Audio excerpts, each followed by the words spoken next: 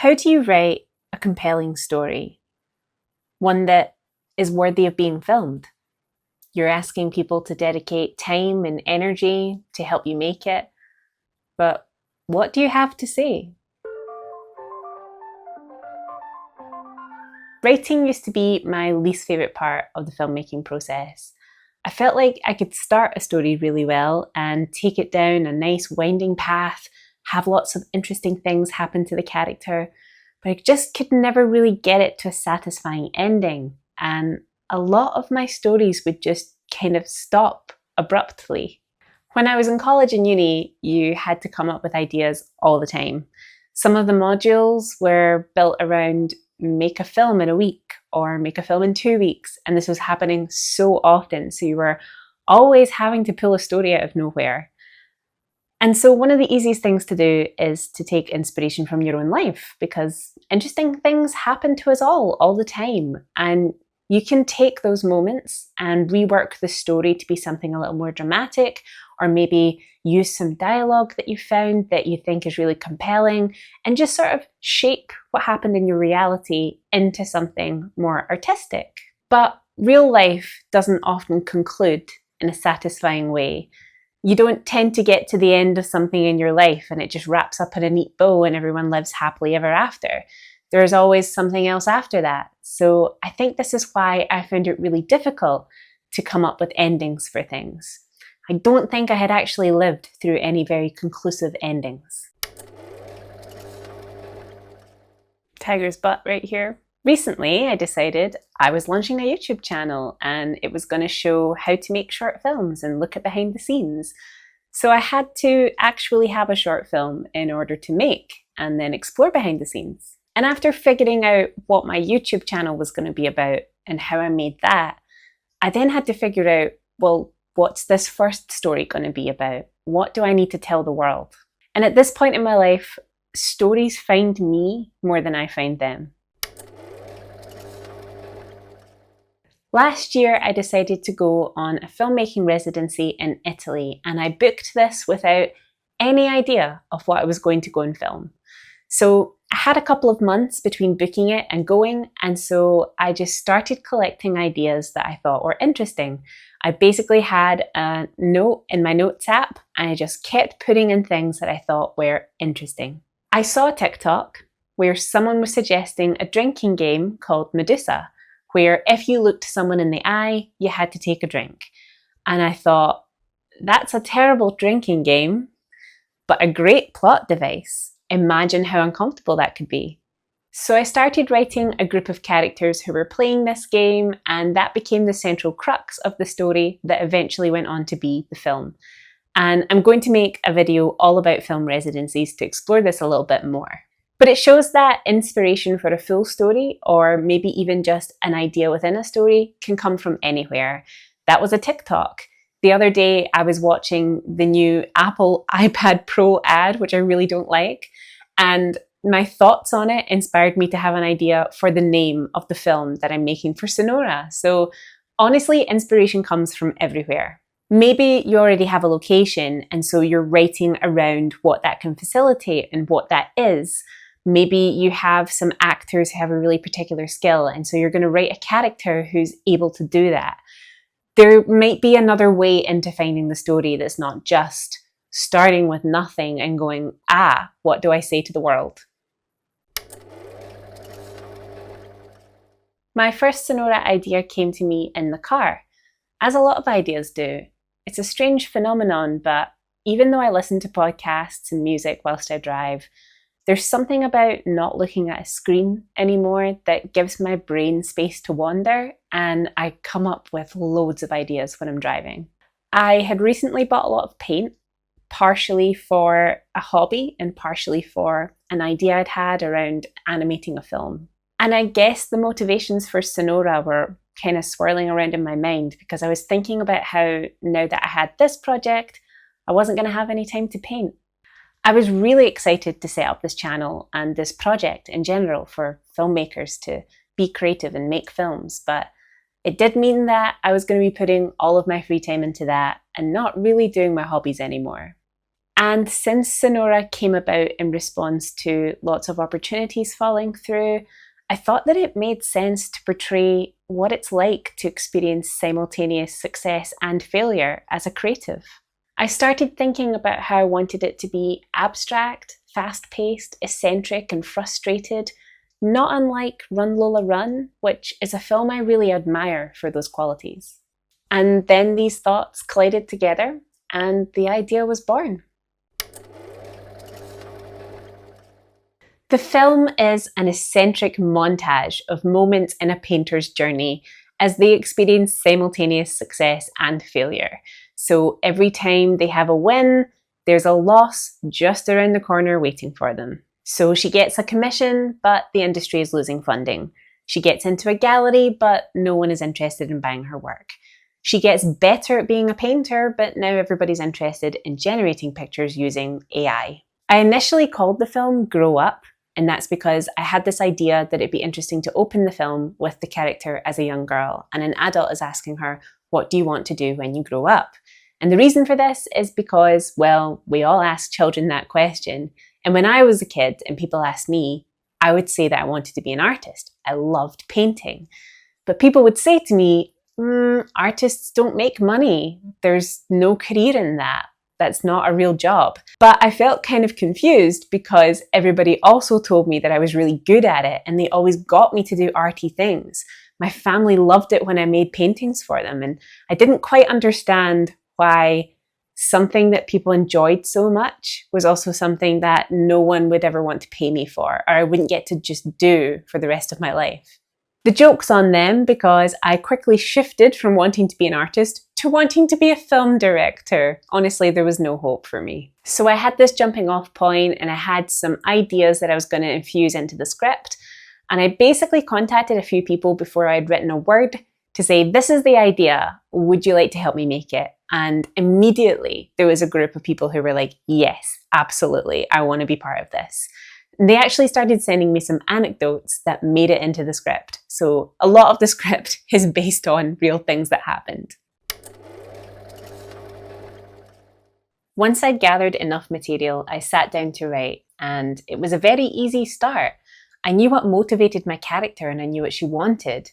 And I had all these anecdotes, so basically it was about just pouring it all onto the page. A lot of advice out there tells you to just start writing. And I used to struggle with that because I was like, write what? And I think what they mean is, once you've got that idea, whatever it is that pops into your head, whether it's a scene or a character or a moment or a feeling, just put that down, even in an abstract way. You could just write in the script, feels moody.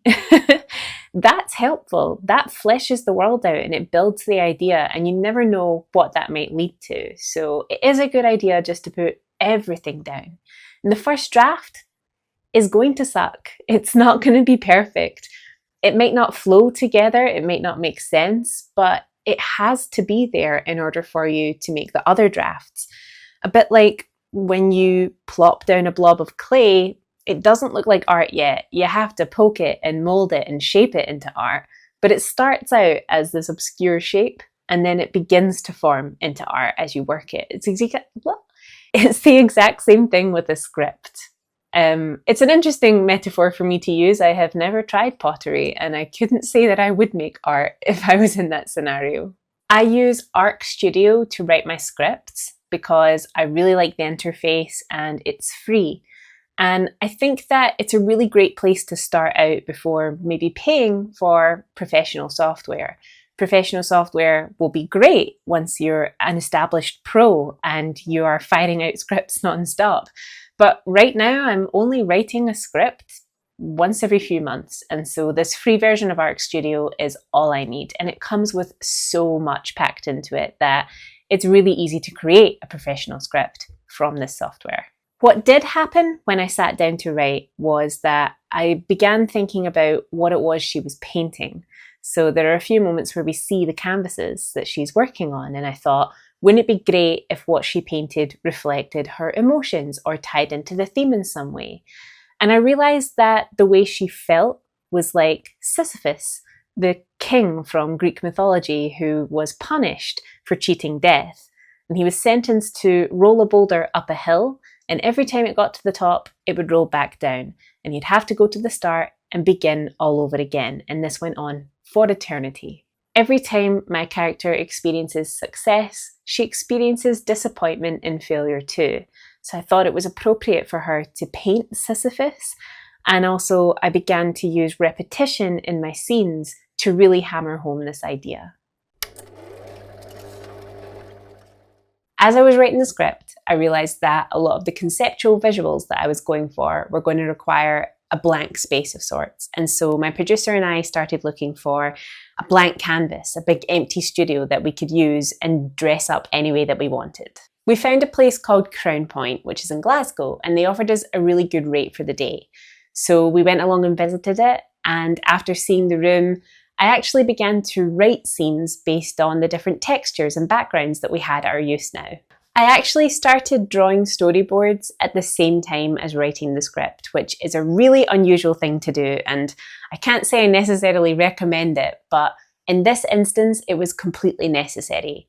I needed something to give to people so that they would understand the visual look of the film, especially because my script had a lot of scenes and a lot of action, and I was worried that people were going to read it and think to themselves, oh my gosh, there's so many characters and there's so many environments and we're going to have to flesh all of these out. And actually, a lot of the shots are very close up. They're quite abstract. You don't really see the full room. So I wanted to make sure that people could understand the visual conceit of the film as well as be able to read what it is that's happening in script form. Creating the storyboards meant that this explosive montage of a film was led by visual storytelling, and the script was sort of there as secondary to the storyboards almost.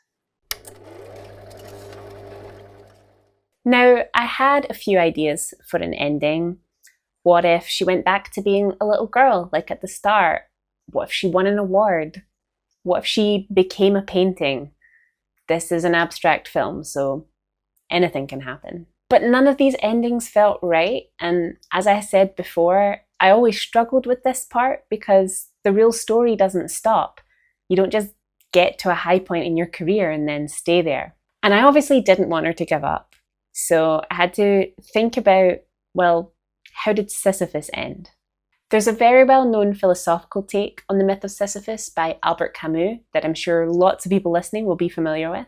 Camus felt that the myth of Sisyphus was a metaphor for human existence altogether, that to be alive was to roll a boulder up a hill and have it constantly roll back down.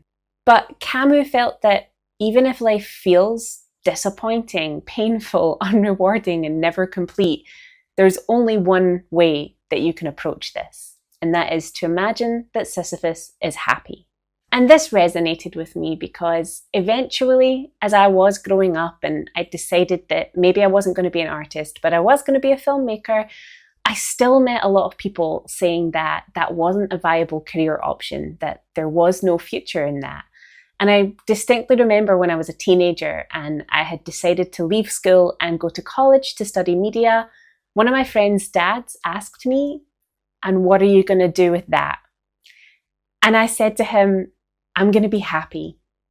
And it was interesting reading this theory from Camus about the myth of Sisyphus, because that was something that I already knew in my heart. I already had this awareness that what I was doing was fulfilling to me and it had meaning to me, and that was all I needed. I hope I haven't revealed too much about the end and indeed the overall plot, because I would love for you guys to watch the film on this channel when it's ready and not have too many spoilers. Much like life, the script writing process doesn't really come to a conclusion. You never feel like, there we go, final draft done, that's me forever. You are always tweaking it, and eventually you kind of stop just because it's time to shoot. If you were selling a script, you probably would have a version that was very advanced and ready for other people to read and buy, but there would be further tweaks after that. It never quite finishes. There's always something to change. And honestly, the film itself is never going to turn out exactly as you imagine it. There's always going to be something that changes on set or in the lead up or maybe even in the edit too. And I like that process. I really love when the idea of the film gets bigger than me and other people start adding their own spin, bringing things to the characters or the angles or the location or the edit, and it just makes it so much stronger because you've had another creative idea put on. And when I was writing, I did send some of the early versions of the scripts to people and they gave me lots of great ideas, better jokes or a different spin on a scene, and it made the whole thing so much stronger. So for me, a very key part of script writing is peer feedback. And it's important to surround yourself with people who are going to be honest. They can give you constructive feedback in a way that makes your script better. They're not afraid to say, that scene doesn't really work, you should take it out. And they're also willing to say, I have this really great idea for this that's going to make it better, and they're happy to give that to you. One of the things that you have to learn to come to terms with is killing your darlings. It's a term used quite often in script writing. I think it's used in other arts as well, but it basically means that you have to let go of something that you may have spent a lot of time on, you may think is very dear to you, you may have an emotional connection to, but you have to be prepared to let go of anything so that the script becomes better and the film becomes better overall because of that. I really appreciate honest feedback. I think it's crucial to growing and learning and making things better. So you do have to develop a bit of a thick skin when it comes to writing. In this process, we did drop quite a big idea that I was slightly emotionally attached to, but I was able to let it go. I mentioned earlier that I was going to start the film with the character as a child and we were going to explore someone asking her, what do you want to be when you grow up? And maybe come back to that at the end of the film too. And the reason for this, I explained, was that when I was young, people would ask me that question. And when I said I wanted to be an artist, they would discourage me from that.